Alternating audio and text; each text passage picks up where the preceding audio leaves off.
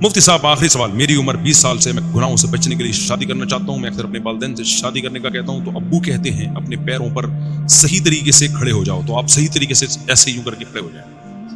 ابو بولے دیکھو میں کہاں غلط طریقے سے کھڑا ہوں, اور پیر بھی میرے اپنے کسی سے وسیم بھائی سے میں نے ادھار نہیں لیے یہ پیر. ایک ویڈیو بنا کے ابو کو بھیج دیں. اچھا میرے بھائی صحیح طریقے سے اپنے پیروں پہ کھڑے ہو جاؤ, پھر شادی کی بات کرو, جبکہ میرا اپنا ٹائلز اور ماربل کی دکان ہے. ابے میرے بھائی میں نے جب اپنی شادی کی ہے میری تو بہت تھوڑی تنخواہ تھی. آپ کا ٹائلز اور ماربل کا بزنس ہے, اگر میرا ٹائلز اور ماربل کا بزنس ہوتا میں چوتھی شادی پہلے کرتا. میں تو لوگوں کے حالات دیکھ دیکھ کے حیران ہو رہا ہوں یار. میں بتا رہا تھا نا میرے بارے میں لوگوں نے مشہور کر دیا کہ میری یوٹیوب سے 1 کروڑ کی ارننگ ہے. تو اگر یہ جھوٹی خبر ہے, کاش یہ خبر میرے کنوارے پن میں جاری ہو جاتی, کیونکہ میرے بہت سے رشتے ارننگ دیکھ کے ریجیکٹ ہوئے ہیں کہ مفتی صاحب دکانیں پکوڑوں کی, دکانیں باتیں کروڑوں کی اور دکانیں پکوڑوں کی.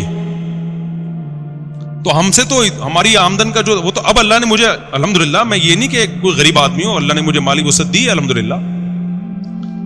اور یہ جو میرے باہر کے دورے ہوتے ہیں نا, جاپان جا رہے لوگ کہتے ہیں بڑا پیسہ ہے یار, کبھی جاپان جا رہا ہے کبھی ادھر جا رہا ہے, کبھی اپنے خرچے پہ ہوتا ہے. زیادہ تر اسپانسر ہوتے ہیں, اور اسپانسر مجھے گھمانے کے لیے نہیں ہوتے, دین کی تبلیغ کے لیے اسپانسر کیا جاتا ہے. اور اسپانسر کا مطلب آنے جانے کا کرایہ وہ لوگ دیتے ہیں جو بیانات کروا رہے ہیں تبلیغ کی نیت سے. باقی جو میں گھوم رہا ہوتا ہوں یہ غریبی ہے. جاپان میں گھومنے کے لیے نہیں گیا تھا, جاپان میں بیانات کے لیے گیا تھا, اور ایک دن میں 2 بیانات ہوئے ہیں. ہاں بیان سے فارغ ہوتے تھے تو گھوم بھی لیتے تھے. تو لوگ سمجھ رہے ہیں کہ یہ عیاشیاں کر رہے ہیں جاپان میں, اور یہ کوئی عیاشی, ٹرین میں بیٹھے ہوئے کیا عیاشی ہے یار, یہ یہاں سے وہاں چلے گا, یہ تو بیوقوفوں کا کام ہے یار, اس کو عیاشی سمجھنا. غریبوں والی سوچ ہے, میں صحیح بات, غریبوں والی سوچ, اس کو یہ کیا عیاشی ہے. تو میری اچھی آمدن ہے الحمدللہ, غریب نہیں ہوں, لیکن اتنی نہیں کہ کروڑوں کی آمدن ہوں. اچھا میں یہ جاپان والی بات مکمل کر دوں کہ لوگ اسپانسر کرتے ہیں اکثر و بیشتر تبلیغ کے لیے, لیکن میرے بیانات کا کوئی پیسہ نہیں ہوتا.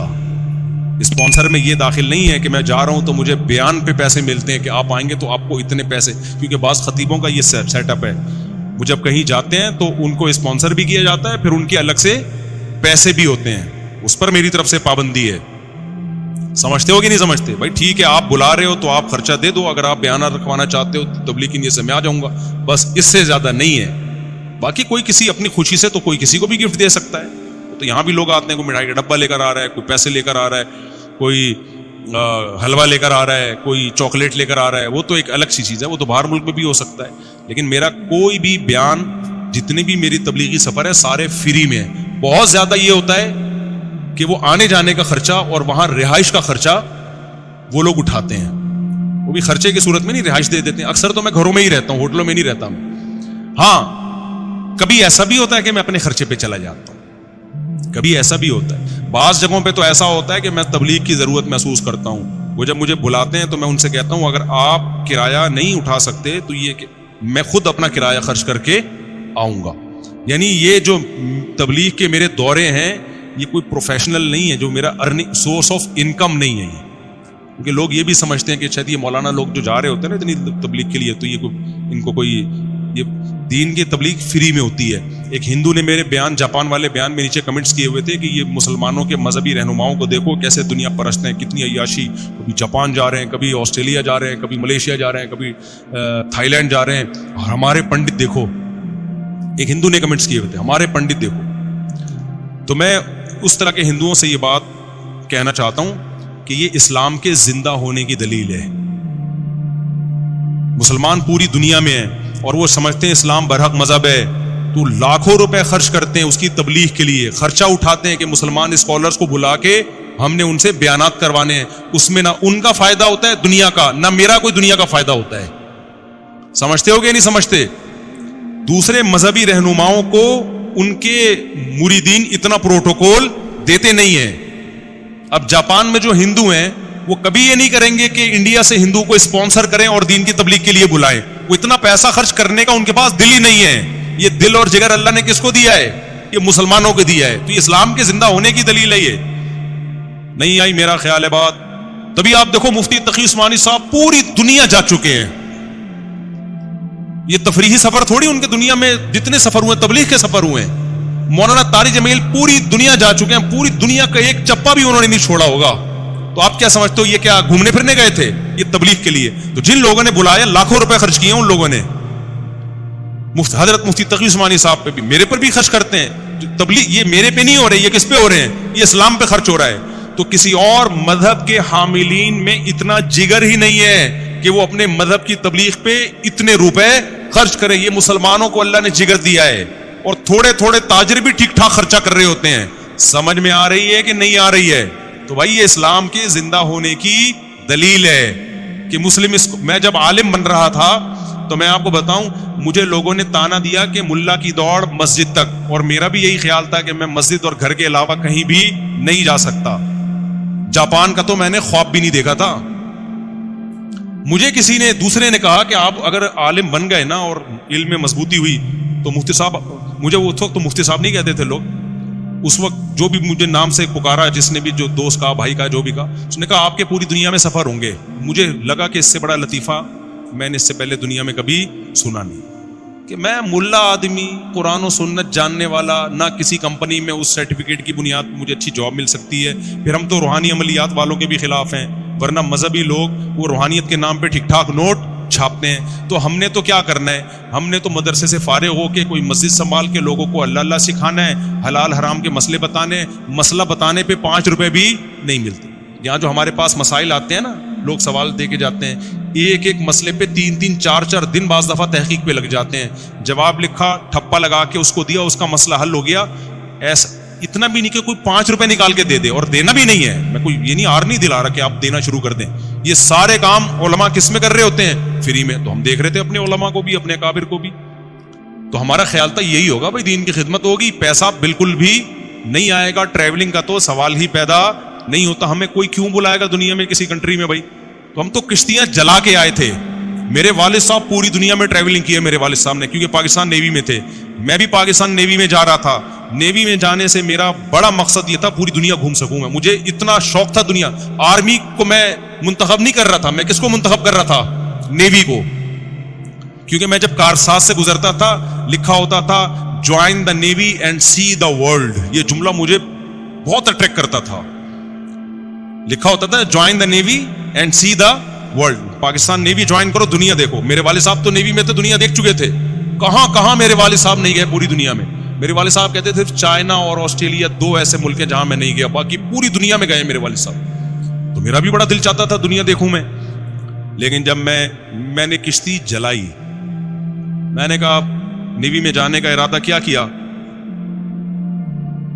کینسل کیا.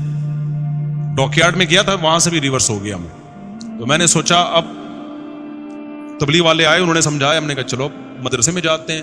تو مدرسے میں ہمیں 2 چیزوں کا تھا کہ نہ پیسہ کما سکیں گے کبھی بھی زندگی میں, کیونکہ مولوی جو 2 نمبر مولوی ہے نا, پیسہ کماتا ہے روحانی عملیات سے. اس کے علاوہ مولوی کے پاس پیسہ کمانے کا یا تو تجارت سے کمائے گا, تو تجارت کا تو تجربہ چاہیے نا. تجربے کی عمر تو ہماری کہاں لگ گئی, مدرسے میں لگ گئی, جو بہترین عمر ہوتی ہے. 18 سال میں آیا تھا میں مدرسے میں. یا آدمی ایجوکیشن کے ذریعے پیسہ کماتا ہے, کوالیفائڈ کوئی انجینئر بنتا ہے, ڈاکٹر بنتا ہے, پھر پیسہ کماتا ہے. تو ہم تو جو علم حاصل کر رہے تھے وہ دین کا علم تھا, اور دین کے علم کے سرٹیفکیٹ, میرا جو سرٹیفکیٹ ہے, کہیں بھی مجھے کسی قسم کی جاب ملنے کا اب تک کوئی چانس بولو ہے ہی نہیں. پاکستان میں عالم کے سرٹیفکیٹ پہ کوئی جاب ہی نہیں ہے. تو ہم تو آئے تھے, اب ہمیں تو سب سے پہلے خطرہ ہوا کمائیں گے کہاں سے, کھائیں گے کہاں سے. گھومنا تو گیا تیل لینے, گھومنا کہاں گیا, دنیا گھومیں گے. وہ تو ہمیں پہلے ہی پتہ چل گیا کہ اب ہماری دوڑ مسجد مدرسہ, لیکن لوگوں کو حلال حرام بتائیں گے. ہماری حضرت نے اتنا باطل فرقوں کے خلاف کام کیا, بھائی کوئی باطل اٹھے گا تو اس کے خلاف ہم کام کریں گے. تو اس نیت سے ہم نے علم حاصل کیا. کوئی نیت ہماری دنیا الحمدللہ شامل ہو ہی نہیں سکتی تھی, کیونکہ فیوچر تاریخ تھا دنیا کے لحاظ سے. تو ہمارے حضرت نے ہمیں حوصلہ دلایا, فرمایا ملا کا رزق. پہلا بیان حضرت کا کیا ہوا, ملا کا رزق. اللہ نے, حضرت نے فرمایا اللہ پہ اعتماد توکل کر کے کشتیاں جلا کے آؤ, علم حاصل کرو, رزق تمہارے پیچھے بھاگے گا, دوڑے گا. تم آگے آگے, روزی پیچھے پیچھے. فرمایا دین کے لیے اپنے آپ کو وقف کر دو, رزق کے دروازے کھلیں گے نہیں, ٹوٹیں گے. ہم نے یقین کر لیا بھائی ہم تو کس کے لیے آئے ہیں, اللہ کے لیے آئے ہیں. حضرت کہہ رہے ہیں رزق کے دروازے کھلیں گے نہیں بلکہ کیا ہوں گے؟ ٹوٹیں گے. پھر اللہ نے حضرت نے یہ بھی بتایا کہ ٹوٹنے کا مطلب کیا ہے. بنیادی ضرورتیں ساری پوری ہوں گی. یہ نہیں کہ آپ ہوائی جو ہے نا وہ آپ کا اپنا جہاز ہوگا، نا بنیادی ضرورتیں ساری کیا ہوں گی؟ پوری ہوں گی. تو یہ رزق کا مفہوم ہے. پھر دنیا کی ٹریولنگ کی تو حضرت نے بات ہی نہیں کی نا. وہ حضرت کو تھا کہ کہاں جائیں گے. حضرت تو ہمارے جا چکے تھے دنیا. لیکن تو اب کیا ہوا ہے، جب میں مولانا بنا، میں نے بیانات شروع کیے، تو اب ہمیں سفر پہ مجبور کیا جا رہا ہے. یہ جو جنہوں نے مجھے جاپان بلایا نا، یہ انہوں نے بلایا ہے اصرار کر کر کے آ جاؤ کائنڈلی. صحیح ہے نا؟ نہیں آئی میرا خیال ہے بات. تو میں کہہ رہا تھا میرے پاس ٹائم نہیں ہے، پلیز. اتنے فون ارشاد بھائی نے کیے ہیں، اس کے بعد جا کے میں نے ارادہ کیا چلو یار نکلتے ہیں. سمجھتے نہیں ہو بات کو. خرچہ بھی اگلا کر رہا ہے اور ہمارے نخرے دیکھو. ورنہ جاپان کا تو ویزا بہت مشکل سے ملتا ہے. انہوں نے کہا مفتی صاحب ویزا بھیج رہا ہوں 100% لگے گا. پہلے تو میں اس لیے نہیں اپلائی کرتا، میں نے کہا ٹائم ضائع ہوگا، ایمبیسی جاؤ آؤ، جب میں نہیں جا رہا. انہوں نے اصرار کیا آؤ آؤ آؤ اتنا. پھر میں ٹکٹ بھیج رہا ہوں، ویزا میں لگوا کے دے رہا ہوں، آؤ. اتنا اصرار کرنے کے بعد جا کے میں نے اوکے کیا. چلو ٹھیک ہے. یہ اسٹائل مولویوں کے علاوہ کسی اور، کسی مذہبی اسکالر جو مسلم اسکالرز ہیں ان کے علاوہ کسی اور کے پاس یہ اسٹائل بولو نہیں. میں نے کہا چلو اتنا. واقعی میرے دل میں بھی یہی تھا، مجھے میرا موڈ نہیں ہو رہا تھا جانے کا. میں نے کہا جائیں گے، ویزا لگوا دیں گے، بعد میں کبھی موقع دیکھیں گے جائیں گے. انہوں نے کہا نہیں. اتنا اصرار کر کر کے بلایا. پھر وہ جو آسٹریلیا گیا ہوں، وہاں سے جو آسٹریلیا جنہوں نے بلایا ہے وہ باقاعدہ جاپان مجھے گھسیٹنے کے لیے آ گئے میرے ساتھ. تمہارا باپ بھی جائے گا آسٹریلیا. نہیں آئی میرا خیال ہے بات. تو وہ مجھے یاد آیا کہ یار ہم تو سوچتے تھے ملا کی دوڑ کہاں تک. اور ابھی بھی کئی ملک ایسے ہیں جن کو میں نے ڈیلے کیا ہوا ہے، جو مجھے کینیڈا بلا رہے ہیں، 10 سال سے بلا رہے ہیں کینیڈا. نہیں آئی میرا خیال ہے. انویٹیشنز آئی ہوئی ہیں کینیڈا کی. ہم لفٹ. اب تو میں ان کا میسج نہیں دیکھتا کہ غصے نہ ہو جائیں. صاحب یار کیا کر رہے ہو یار، آپ کو کب سے بلا رہا ہوں میں. نہیں آئی میرا خیال ہے بات سمجھ میں آئے گی بھی نہیں. تو کب سے بلا رہے ہیں کینیڈا. میں نہیں جا رہا. جاؤں گا میں، لیکن جائیں گے یار ابھی ٹائم نہیں ہے. یو کے کتنے انویٹیشنز آئی ہوئی ہیں، سٹائل ہی الگ ہے. جائیں گے ابھی ٹائم. سمجھ رہے ہو بات کو؟ جلدی سے مزہ آ رہا ہے نا، تھوڑا مزہ آ رہا ہے. شف شف والی سرکار، اللہ اس کو ہدایت دے. وہ بھی بہت ٹریولنگ کرتا ہے لیکن 2 نمبر طریقے سے. پھونکے لگا لگا کے نا لوگوں کو الو بنایا ہوا. اس کے تو ہوا نکالتی ہے اقرار الحسن نے. موقع خیر. تو اور جو رزق کی بات تھی، تو یہ جو ماربل والی ٹائل سے مجھے یاد آیا، تمہارا ماربل کا بزنس ہے، تم کم وقت ایک شادی بھی نہیں کر رہے. تو ہمارے پاس تو جب میں مدرسے میں لگا ہوں بہت محدود تنخواہ تھی. ہم نے کہا چلو سب سے پہلا کام کیا کرنا ہے، شادی. بہت محدود. ہمارے استاذ نے بول دیا اتنی ملے گی جتنے میں گزارا ہو جائے. ہم نے کہا گزارے کے لیے بھی کافی ہے. تو ہم نے فوراً شادی کر لی. بچے بھی ہم نہیں روکتے، بچے بھی ہوئے. پھر ہم نے کہا چلو جہاں ایک ہوئی ہے وہاں. میرا نظریہ بن چکا تھا. میں نے پھر ایک اور کر لی، پھر ایک اور کر لی. تو اللہ نے رزق بھی دیتا چلا گیا، آمدن بھی بڑھتی چلی گئی. سمجھتے ہو کہ نہیں سمجھتے ہو؟ تو آپ کے سامنے الحمدللہ بیٹھا ہوا ہوں میں. تو اللہ پہ کچھ تھوڑا سا میں شو مارنے کے لیے نہیں کہہ رہا. ہم تو وہ صحیح توکل کرتے نہیں ہیں، ٹوٹا پھوٹا توکل کی نقل ہے. حقیقت میں توکل ہے نہیں، نقل اتاری ہے. تو اس نقل پہ اللہ نے اتنا دے دیا. تو تم بھائی صحیح طرح سے اللہ پہ توکل کر لو. ماربل کا تمہارا، مجھے تو غصہ آ رہا ہے، بندہ ہے کہاں؟ اس کو اللہ چمبا پلیٹ کرو اس کو. تیرا ماربل کا بزنس ہے.